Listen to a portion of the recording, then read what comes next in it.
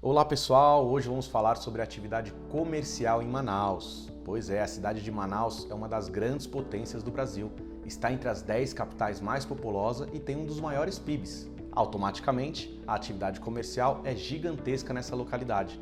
E será que a Zona Franca de Manaus trouxe algum benefício para o comércio? Será que as regras da Zona Franca, as regras da indústria, do distrito se aplicam também no comércio? Meu nome é Jonathan Rodrigues e hoje vamos falar um pouquinho sobre isso.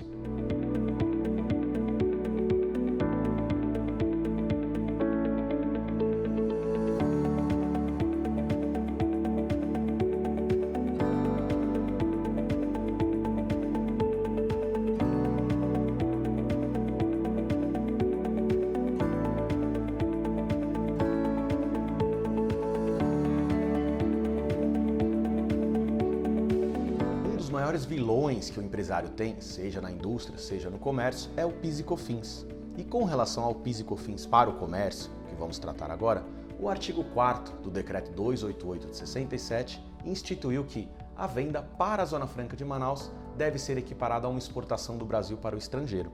A nossa Constituição Federal é clara, no sentido de que a exportação não deve sofrer a incidência do PIS e da COFINS. Isso por quê? O Brasil tem como política fomentar a exportação para trazer o dólar lá de dentro para cá. Então, ele não onera as exportações. O artigo 4º, ao equiparar a remessa de mercadorias para a Zona Franca de Manaus a uma exportação, está automaticamente isentando as empresas que vendem para Manaus do PIS e da COFINS. Mas e as empresas que vendem dentro de Manaus?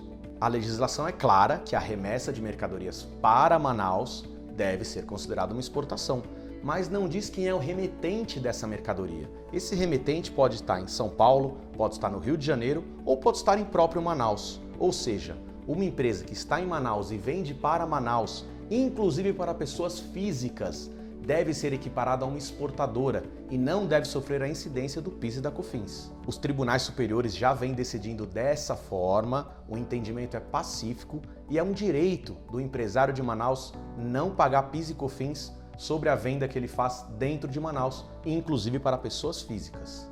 As empresas comerciais que adquirem os seus produtos por meio de importação e depois revendem em Manaus têm o direito de também não pagar o PIS e COFINS na importação, aquele PIS importação e o COFINS importação que é devido no momento da importação. Isso porque o Brasil faz parte de acordos e tratados internacionais que equipara a mercadoria estrangeira a uma mercadoria nacional. Assim, se uma empresa comercial de Manaus adquire os seus produtos para revenda de São Paulo, sem o PIS e COFINS, quando ela adquirir de um outro país, que seja signatário também desse acordo que o Brasil faz parte, não deve sofrer a incidência do PIS importação e da COFINS importação. Esse assunto chegou aos tribunais superiores e tem entendimento pacificado em favor dos contribuintes e das empresas localizadas na Zona Franca de Manaus. Mas e você deve estar se perguntando, e a empresa importadora que vende seus produtos dentro da Zona Franca de Manaus? Ela não vai pagar o PIS importação e nem o COFINS importação no momento que ela importa e também não vai pagar o PIS e COFINS incidente sobre o seu faturamento no momento que ela revende essa mercadoria? Exatamente. Se aplicados juntos os dois projetos, a empresa não pagará o PIS importação e o COFINS importação e também não pagará o PIS e COFINS vendas internas. E isso tudo calcado na jurisprudência e na pacificidade dos tribunais superiores brasileiros. Pois é, pessoal, podemos concluir então que a atividade comercial também foi beneficiada com as regras da Zona Franca de Manaus e do Decreto 288 de 67, até porque o comércio também é peça-chave na função social da Zona Franca de Manaus, que é diminuir as desigualdades regionais em nosso país. Espero que tenham gostado do nosso vídeo, segue a gente nas redes sociais e se inscreve no nosso canal para mais conteúdos. Muito obrigado e até a próxima!